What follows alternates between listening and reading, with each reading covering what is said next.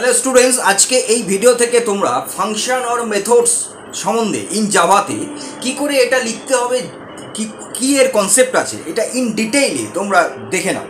দেখো, প্রথম হচ্ছে মেথডস আর ফাংশন। প্রথমত দুটো ভাগে আমরা পার্টে ভাগ করতে পারি, একটা বিল্ট ইন, একটা হলো ইউজার ডিফাইন।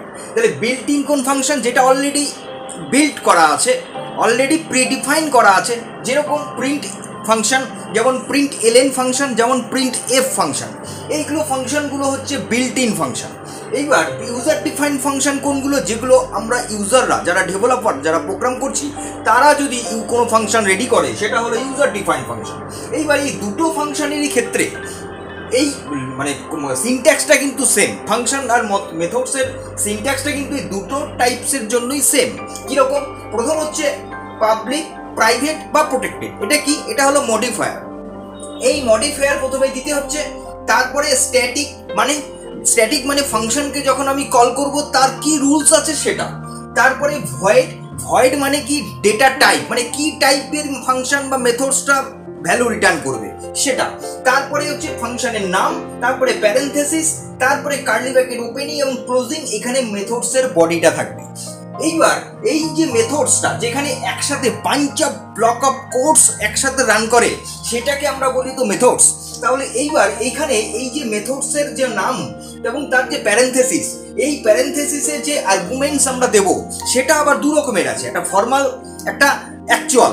ফর্মাল প্যারামিটার, একটা অ্যাকচুয়াল প্যারামিটার, যেটা আরেকটা নাম আছে। কোনটা? যেটা হলো ফর্মাল প্যারামিটার।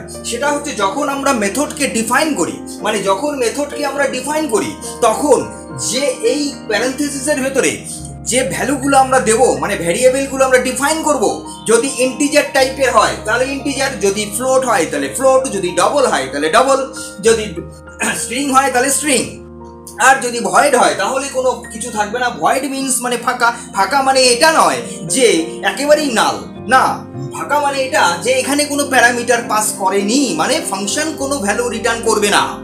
এইবার এই জায়গাটাতে যেখানে আমরা যে ভ্যালুগুলো দেবো সেটা হলো ফর্মাল প্যারামিটার। এইবার যখন আমরা ফাংশনকে কল করব তখন হবে অ্যাকচুয়াল প্যারামিটার, মানে আর্গুমেন্টস। এবার বলি স্ট্যাটিকের মানেটা কি। স্ট্যাটিক মানে হচ্ছে যদি আমি স্ট্যাটিকটা দিচ্ছি তাহলে কি হবে? ফাংশন কল করার জন্য আমার কি করতে হবে না? অবজেক্ট বানাতে হবে না, এটা নিজে থেকেই কল করতে পারবে। যদি আমি এখানে স্ট্যাটিকটা না দেই তাহলে তখন কি করতে হবে না? আমাকে সেই ক্লাসে অবজেক্ট দিয়ে ওই মেথডটাকে কল করতে হবে, রাইট? এর জন্যই আমি এখানে প্রথমেই বললাম যে স্ট্যাটিক মানে হচ্ছে ফাংশনকে যখন কল করা হয় তার রুলসকে বোঝায়। যদি তোমাদের ভিডিওটা কোনো উপকারে এসে থাকে, অবশ্যই আমার চ্যানেলটি